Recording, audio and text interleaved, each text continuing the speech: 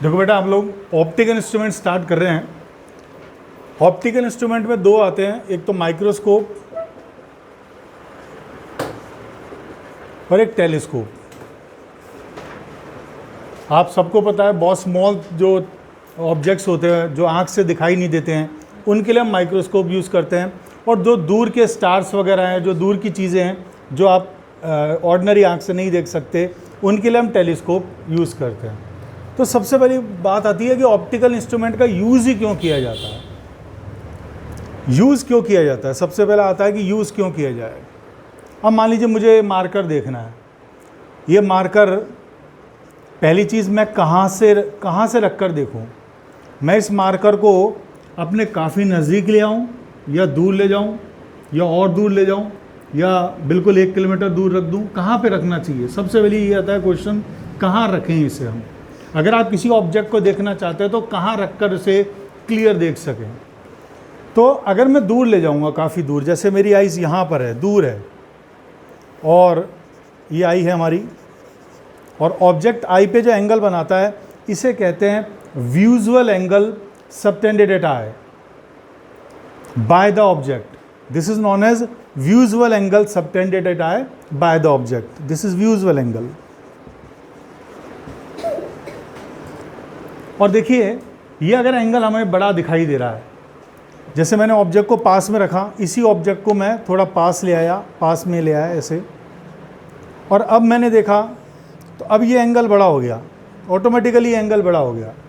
इसका मतलब हम ऑब्जेक्ट को जितना ज़्यादा पास रखेंगे एंगल उतना बड़ा होगा और ऑब्जेक्ट हमें क्लियर दिखाई देगा और डिस्टिंक्ट दिखाई देगा, स्पष्ट दिखाई देगा। इसका मतलब ज़्यादा दूर तो नहीं रखना। हमारी जो आइज़ हैं उसके अंदर जो लेंस है वो अपने हिसाब से फोकल लेंथ एडजस्ट करता है। Self adjusting focal length of lens हमारी आइज़ के अंदर होता है। गॉड ने हमें सेल्फ एडजस्टिंग फोकल लेंथ दिया है, जो अपने आप को एडजस्ट कर लेता है। उसकी फोकल लेंथ वेरिएबल होती है। जब आप पास की चीज़ें देखते हैं तो ये लेंस थिक हो जाता है, और जब दूर की चीज़ें देखते हैं तो लेंस ऑटोमेटिकली थिन हो जाता है। तो मैं ऑब्जेक्ट को पास ला रहा हूँ, लेंस थिक हो गया, और पास लाया लेंस और थिक हो गया, और पास लाया लेंस और थिक हो गया। लेकिन इसकी थिक होने की भी एक लिमिट है। तो एक बहुत ज़्यादा अगर हम नज़दीक ले आएँ, बहुत ज़्यादा नज़दीक ले आएँ, तो इसकी थिकनेस जो है वो और नहीं बढ़ सकती। इसका मतलब हमें एक पर्टिकुलर डिस्टेंस पर ही कोई ऑब्जेक्ट क्लियर दिखाई देता है। उससे ज़्यादा नज़दीक अगर हम ले आए, उससे भी ज़्यादा पास ले आएंगे, तो उसकी डिस्टिंक्टनेस ख़त्म हो जाएगी। वो स्पष्ट दिखाई नहीं देगा, वो मिस्ट दिखाई देगा, वो ब्लर दिखाई देगा, वो हेजी दिखाई देगा, धुंधला दिखाई देगा। तो हमें किसी भी ऑब्जेक्ट को कहाँ रखना चाहिए, ना बहुत ज़्यादा दूर ना बहुत ज़्यादा नज़दीक, करीब करीब 20 से 25 सेंटीमीटर डिस्टेंस पे रखना चाहिए। इसे कहते हैं at least distance of distinct vision. That is known as at least distance of distinct vision. तो सबसे पहली बात आती है कि ऑब्जेक्ट को रखना कहाँ चाहिए, तो हमें हमेशा eight least distance of distinct vision पे रखना चाहिए।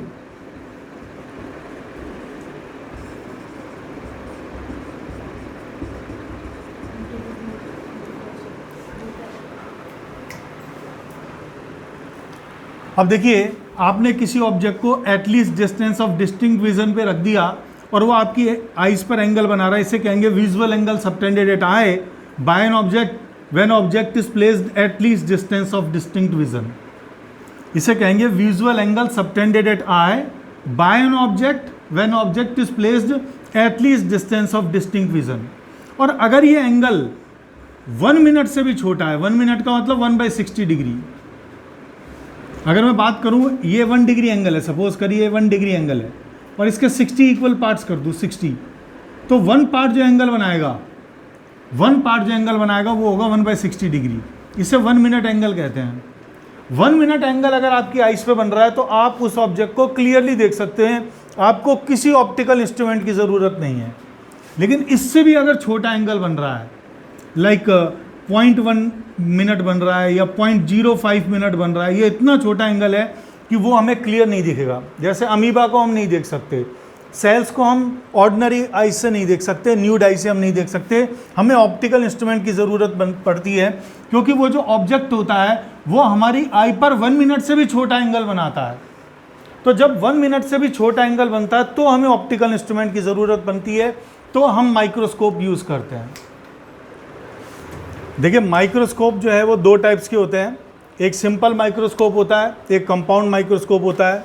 सिंपल जो माइक्रोस्कोप होता है उसमें एक कॉन्वेक्स लेंस यूज़ होता है, और जो कंपाउंड माइक्रोस्कोप होता है उसमें 2 कॉन्वेक्स लेंसेज यूज़ होते हैं।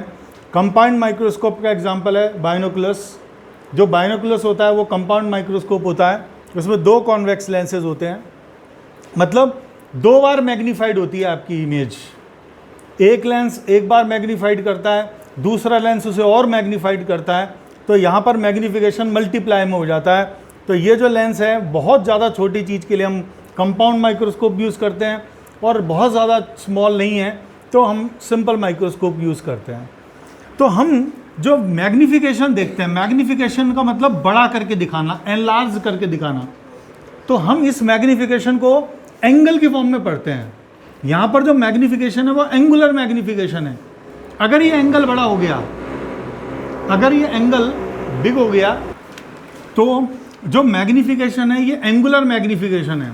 इसका मतलब किसी तरह से भी अगर ये एंगल इंक्रीज हो गया, आपकी आई पर एंगल अल्फा की बजाय कुछ ज़्यादा बन रहा है, बड़ा बन रहा है, लाइक बीटा एंगल हो गया, तो बीटा बाई अल्फा को हम मैग्नीफिकेशन कहते हैं।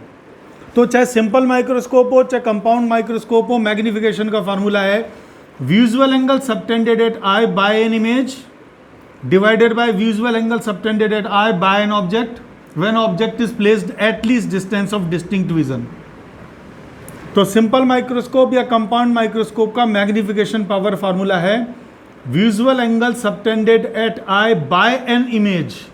क्योंकि आप चाहे कंपाउंड माइक्रोस्कोप हो चाहे सिंपल माइक्रोस्कोप हो, आप ऑब्जेक्ट को नहीं देख सकते, आप उस ऑब्जेक्ट की इमेज देखेंगे, और इमेज जो आपकी आई पे एंगल बनाएगी वो बीटा होगा, और ऑब्जेक्ट जो आपकी आई पे एंगल बनाता है वो अल्फा है। और ऑब्जेक्ट को कहाँ रखना है? हमेशा एटलीस्ट डिस्टेंस पर।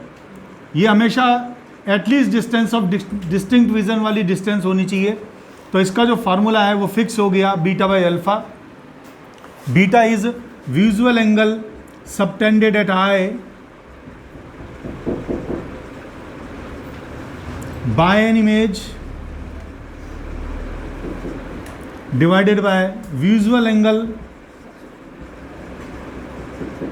Subtended at eye by an object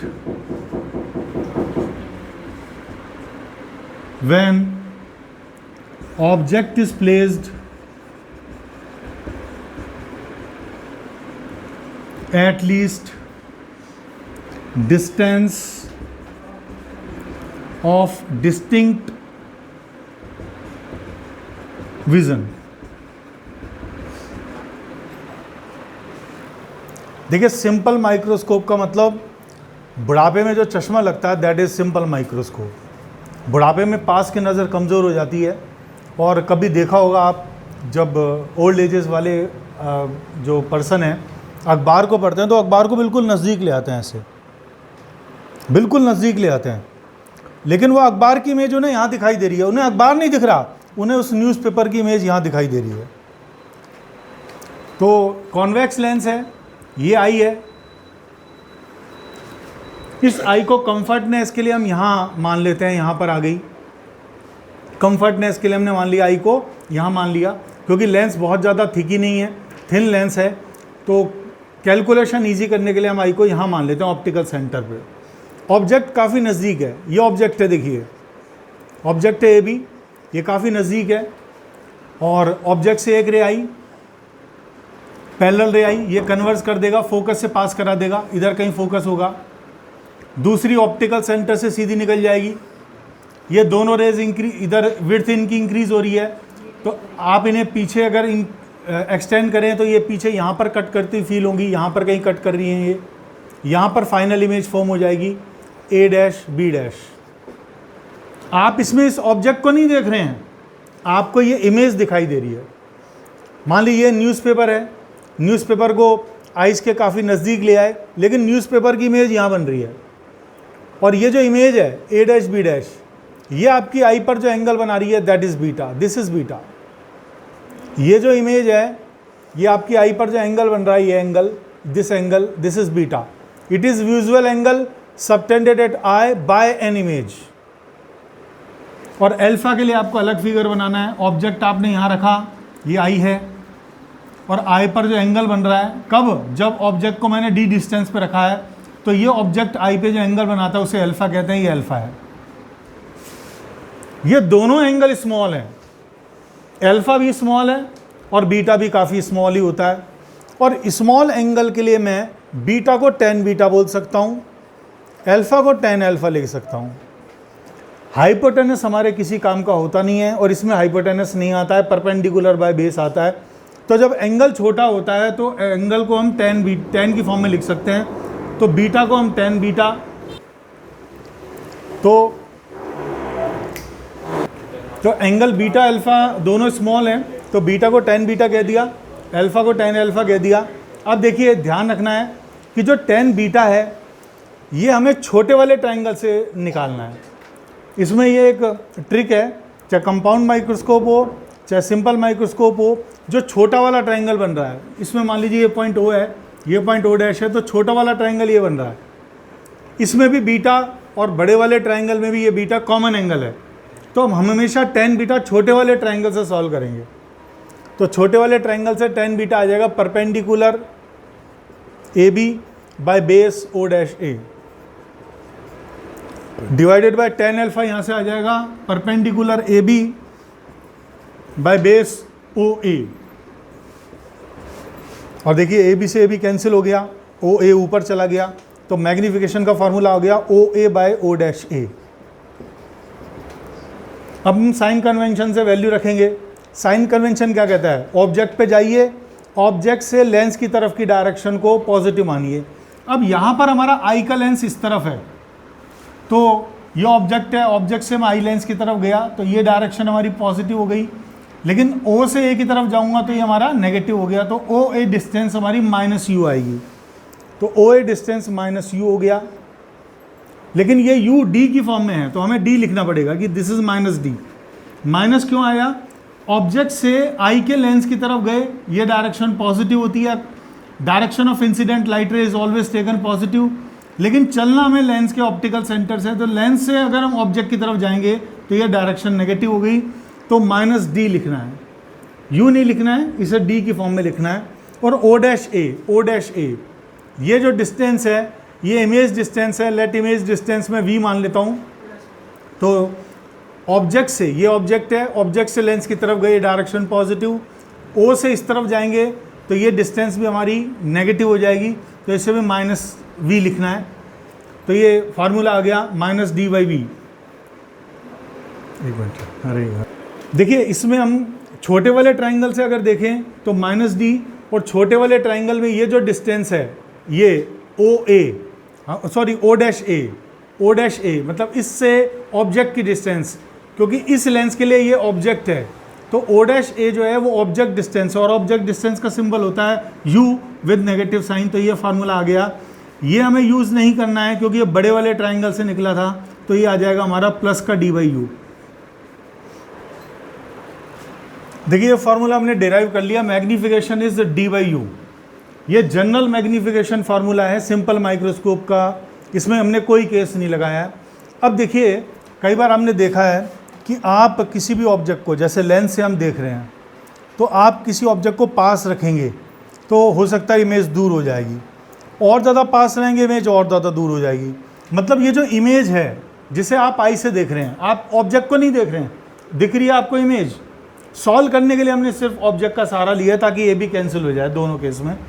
आप ये इमेज देख रहे हैं और इस इमेज की डिस्टेंस को हम इस ऑब्जेक्ट की डिस्टेंस से कम ज़्यादा कर सकते हैं। ऑब्जेक्ट को पास लाएंगे, इमेज दूर हो जाएगी, तो हमने ऐसे एडजस्ट किया कि ये जो इमेज बन रही है वो आई से d डिस्टेंस पे बन रही है, क्योंकि इमेज भी अगर d डिस्टेंस से कम डिस्टेंस पे बनेगी तो आपको, आपकी आई को वो क्लियर दिखाई नहीं देगी, डिस्टिंक्ट दिखाई नहीं देगी। तो ये पहला केस है व्हेन फाइनल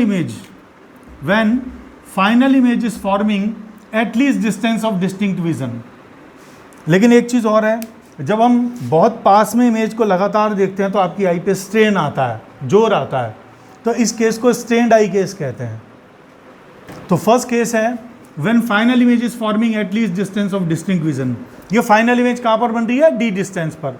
अब देखिए, ऑब्जेक्ट से लेंस की तरफ की डायरेक्शन को पॉजिटिव बोलते हैं और ऑप्टिकल सेंटर से चलते हैं, ये रूल है हमारा।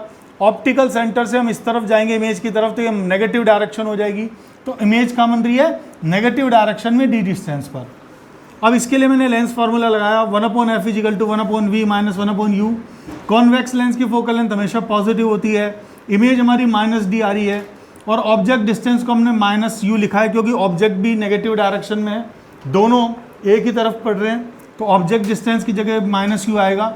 माइनस इंटू माइनस प्लस का 1/u क्या हो जाएगा? इस टर्म को, नेगेटिव वाली टर्म को इक्वल किधर ले गए तो 1/u आ गया 1/f + 1/d। General magnification formula d/u, इसमें 1/u को हमने लिख दिया 1/f + 1/d, तो यहाँ से 1/u हटा के 1/f + 1/d लिख दिया। d को अंदर मल्टीप्लाई किया, ये आ गया d/f + d/d, और d/d 1, तो 1 + d/f। मतलब स्टैंड आई केस में हमारा मैग्नीफिकेशन पावर फार्मूला आ गया 1 + d/f। ये याद रखना है आपको, ये जो फार्मूला है सिंपल माइक्रोस्कोप के अंदर स्टैंड आई केस का फार्मूला है फाइनली, कि आपको जो मैग्नीफिकेशन होगा वो दो चीज़ों पे डिपेंड करेगा। एक तो जो कॉन्वेक्स लेंस है उसकी फोकल लेंथ कितनी है, और डी की वैल्यू नॉर्मल आई के लिए 25 सेंटीमीटर होती है। अगर गिवन नहीं है क्वेश्चन में तो आप इसे 25 सेंटीमीटर लेंगे, और ये फोकल लेंथ आपको क्वेश्चन में गिवन होगी, और इस फॉर्मूले की हेल्प से हम मैग्नीफिकेशन निकाल सकते हैं। देखिए केस नंबर 2, सिंपल माइक्रोस्कोप का case number, forming eight infinite. This is case number 2, when final image is forming eight infinite. आपने इस ऑब्जेक्ट को इस हिसाब से रखा कि जो फाइनल इमेज है वो बहुत दूर बन रही है आई से, बहुत दूर, मतलब लगभग इनफाइनाइट डिस्टेंस पे बन रही है। और जब हम दूर की चीज़ें देखते हैं तो आई को रिलैक्स महसूस होता है, क्योंकि आई का लेंस पतला हो जाता है और आई को रिलैक्स महसूस होता है, तो इस केस को हम रिलैक्स्ड आई केस कहते हैं। अब फाइनल इमेज किस तरफ बन रही है? इस तरफ बन रही है, इसका मतलब होगी तो नेगेटिव डायरेक्शन में, लेकिन इनफाइनाइट डिस्टेंस पे है। आपने इसके लिए लेंस फार्मूला अप्लाई किया 1/f = 1/v - 1/u। Focal length positive होती है कॉन्वेक्स लेंस की, इमेज इनफाइनाइट पे बन रही है, माइनस ऑब्जेक्ट डिस्टेंस -u ले लिया क्योंकि ऑब्जेक्ट भी नेगेटिव डायरेक्शन में है। यहाँ से 1/u आ गया 1/f। जनरल मैग्नीफिकेशन फार्मूला होता है d/u, तो 1/u को यहाँ से रिप्लेस कर दिया, 1/u को कह दिया 1/f, तो मैग्नीफिकेशन d/f आया। पहले वाले केस में स्टैंड आई में मैग्नीफिकेशन d/f + 1 आया था, अब इसमें d/f आया, मतलब पहले वाले केस में मैग्नीफिकेशन 1 ज़्यादा है, 1 एडिशन करके आ रहा था, लेकिन वो रिलैक्स्ड आई केस नहीं था, स्टैंड आई था। आइस को जो है स्ट्रेन महसूस हो रहा था, लेकिन मैग्नीफिकेशन थोड़ा ज़्यादा था, और रिलैक्स्ड आई में मैग्नीफिकेशन d/f होता है। तो जनरल जो मैग्नीफिकेशन होता है वो इन दोनों के बीच में मिलता है, मतलब एक्चुअल में मैग्नीफिकेशन d/f से ज़्यादा होता है और 1 + d/f से कम होता है, क्योंकि ना तो इनफाइनाइट पॉसिबल है ना एग्जैक्ट डी डिस्टेंस पॉसिबल है, तो जनरल मैग्नीफिकेशन इनके बीच में लाई करता है। Thank you.